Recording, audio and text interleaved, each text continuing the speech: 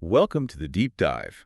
This is where we take source material you're interested in and really, dive deep into it, finding the core ideas just for you. And today's deep dive is pretty special, actually. It's designed specifically for you, our listener, based on a really interesting blog post you provided by Dr. Benjamin, or... That's Oh, right. sorry. And we're doing something a bit different today. We're using this deep dive as a chance for you to practice and improve your English skills while we explore some, honestly, quite fascinating ideas. Exactly. The English we'll be using is aimed to be comfortable for, say, middle school learners. And when we hit keywords, we'll pause and explain them, maybe give an example to make sure everything's clear. So think of it as a two-for-one deal, boosting your English and getting your head around some cool concepts from systems thinking. Okay, so what's the big topic? It's a really challenging question from the source material.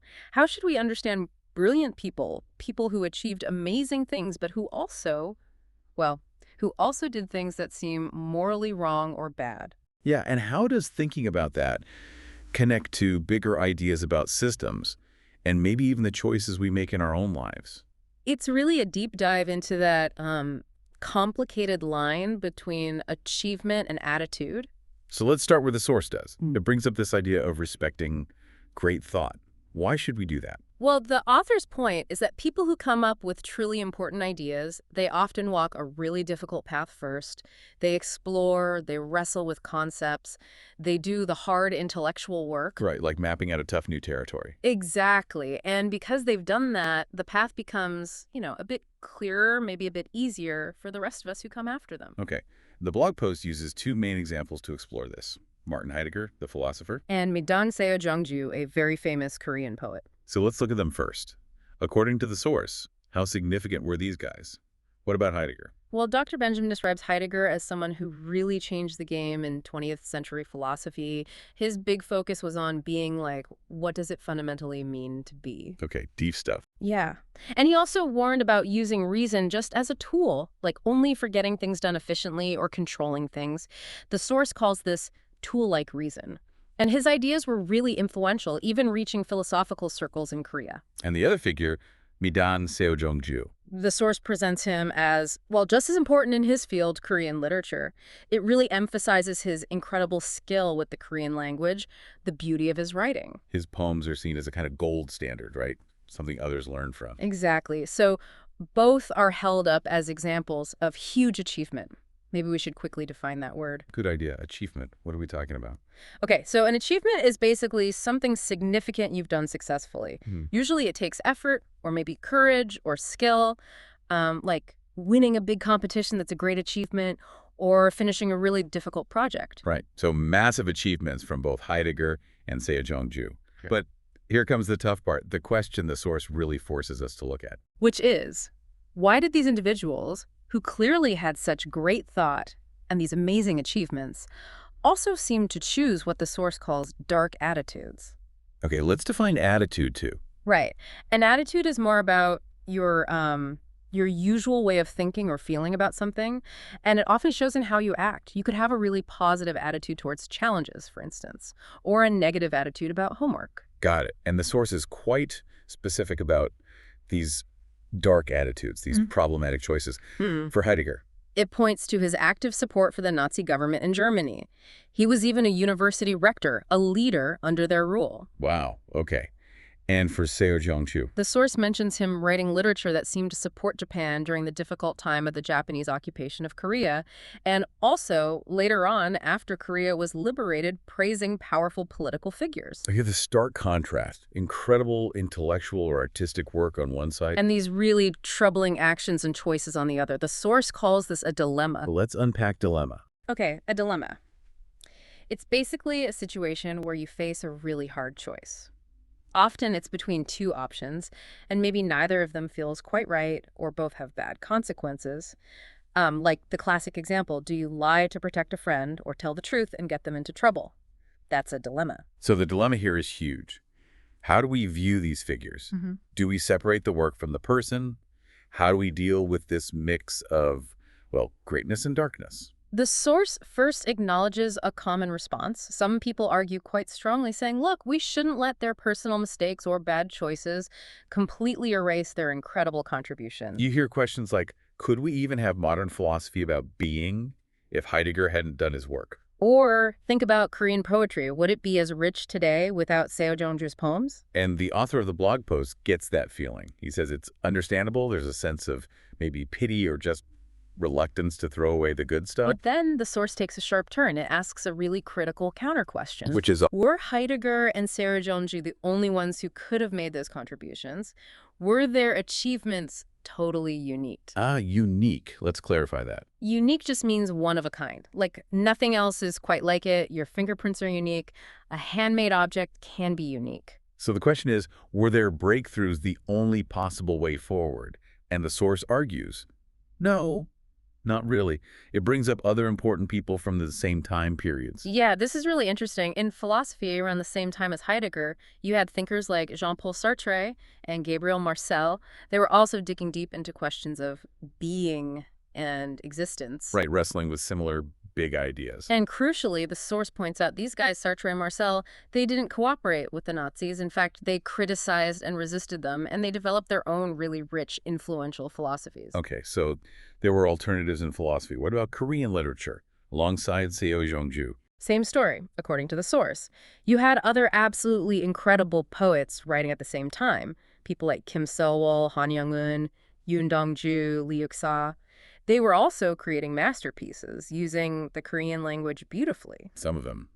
Their stories are quite different, aren't they? Very different. Han Young-eun, Yoon Dong-ju, Lee Yuk-sa, the source, highlights that they actively resisted the Japanese occupation. They suffered imprisonment, hardship. Some even lost their lives because of their resistance. Wow. But they still produced amazing literature that shaped the Korean tradition. Exactly. So this leads to a major point the author's making. History and the world of ideas nearly always has alternatives. Let's define alternative. Sure, an alternative is just another option, another possibility you can choose from. If plan A doesn't work, you look for an alternative, plan B. If you don't want coffee, tea is an alternative. So the source is saying if Heidegger or Seo Jeongju hadn't been there, or if they'd made different choices, well, philosophy and literature wouldn't have just stopped. Right. Others, like Sartre or Yoon Dong-ju, would have continued to do important work, maybe taking things in slightly different directions.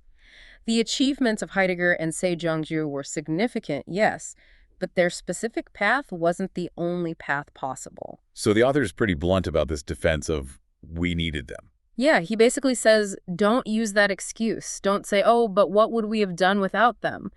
Because, the source suggests, there were always other brilliant, often braver people contributing too. This then leads into a discussion about interpretation and values, doesn't it? It does. The author suggests that trying to force one single interpretation, like saying everyone must forgive Heidegger because his philosophy was important, is maybe not right. It can feel like a kind of violence against other people's judgments. He even says only God really knows the ultimate truth. So how do we decide how to interpret these figures? Yeah. How do we weigh the good and the bad? The source says it comes down to your own value judgment. Okay, another key term, value judgment. A value judgment is basically an opinion or assessment you make based on your own personal standards or values, not just on purely objective facts, saying, that painting is beautiful, that's a value judgment.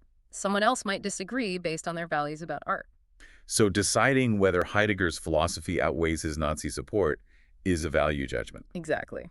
And the source adds that when lots of people discuss these things openly through dialogue and communication and come to agree on a certain value judgment, then that can become a kind of shared understanding for that community. And the author, Dr. Benjamin, he shares his own personal value judgment, right? Yes, very clearly. He says he finds inspiration in Heidegger's deep thinking and in Seo Jeongju's masterful writing. He learns from their work, appreciates their skill. But he states very clearly he chooses not to forgive their actions, their choices. And his reasoning. Because in his view, those choices helped to make terrible violence seem acceptable, and they caused immense suffering to real people at the time. He's very upfront. This is his standard, his choice. And then comes that really powerful line from the source. Yeah. You get inspiration from their thought, but you stop in front of their choices. Because choice is responsibility. Responsibility. Let's define that one too. Okay. Responsibility is basically having a duty or an obligation to deal with something.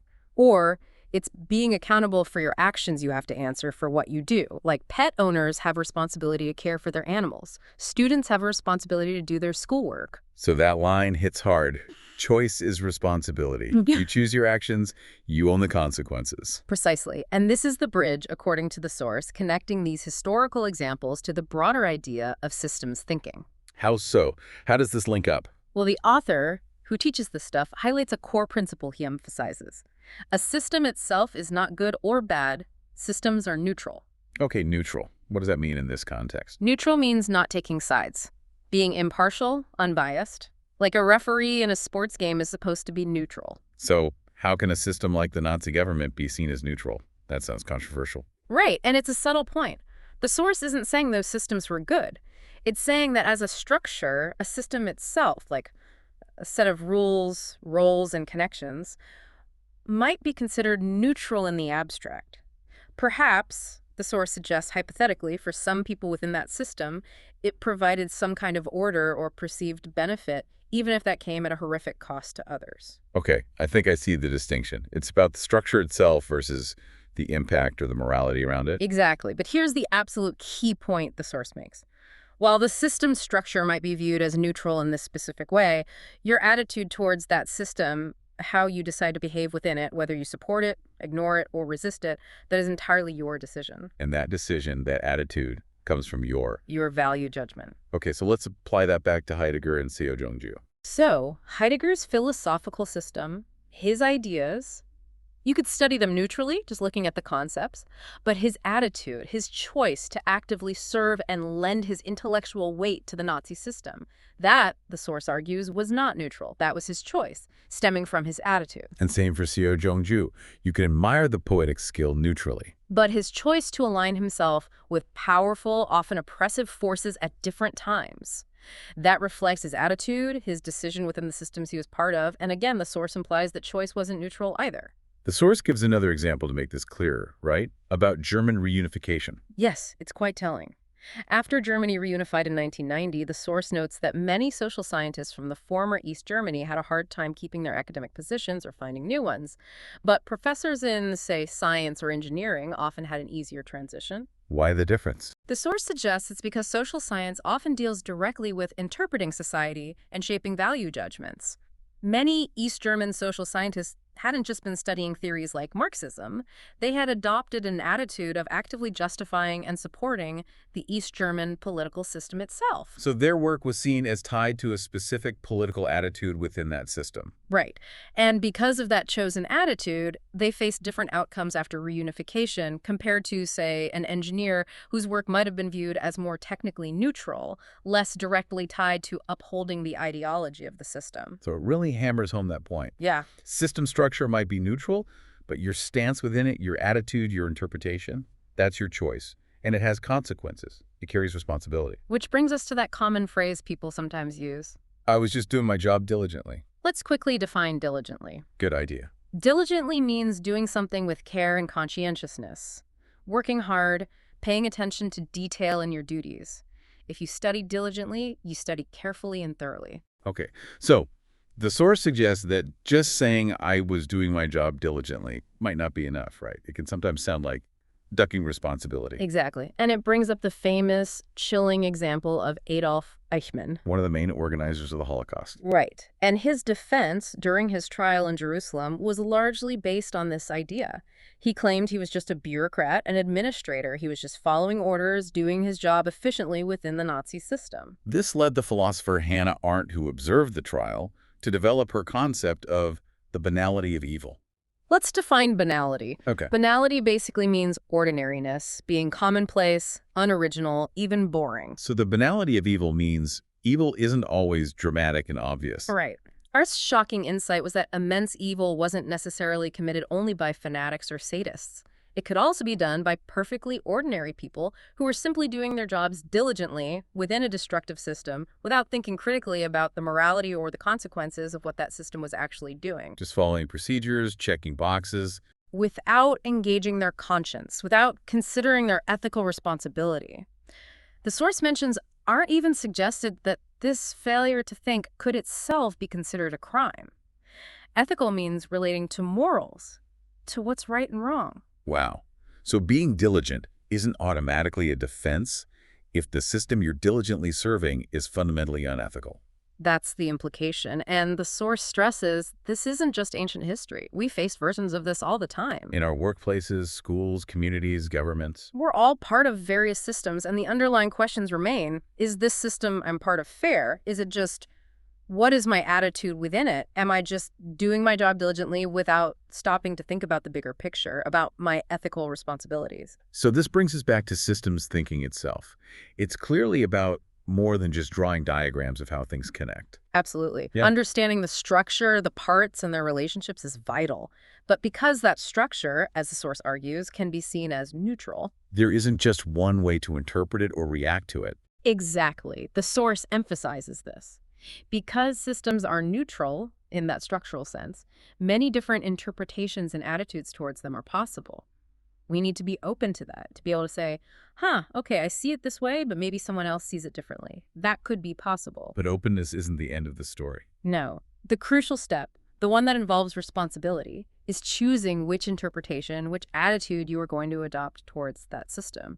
That's your work, your choice. You can't just blame the system for the results of your choices, because you chose your attitude, your way of being, within that specific situation. So systems dynamics, systems thinking.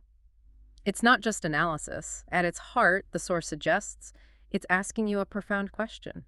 Given this structure, this system you're in, what attitude will you choose? Which leads directly to the final, powerful question the blog post leaves us with. What system do you live in, and what attitude are you choosing towards that system? That's a lot to think about. How does the source suggest we get better at answering that for ourselves? It suggests practice. Practice making value judgments. Look at these complex examples from history, from literature, from philosophy like Heidegger, like Serjeong Ju, like the resistors Han Jungen or Yoon Dong-ju. Think about their situations, their systems, their choices. And ask yourself, what would I have done? What attitude would I have chosen? What do I think was the right way to be in that system?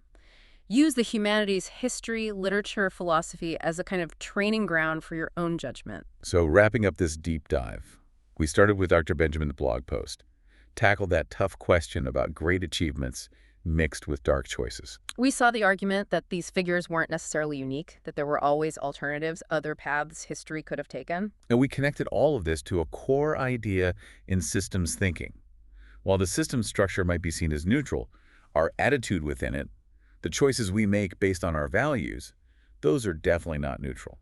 And they come with responsibility. We really hope exploring these ideas has been helpful for you, both for practicing your English, and we hope defining those words like achievement, attitude, dilemma, unique, alternative, value, judgment, responsibility, neutral, diligently, banality, and ethical was useful. And also for giving you something substantial to think about regarding the systems in your own life and the attitudes you choose within them. That final question really lingers, doesn't it? What systems are you part of right now?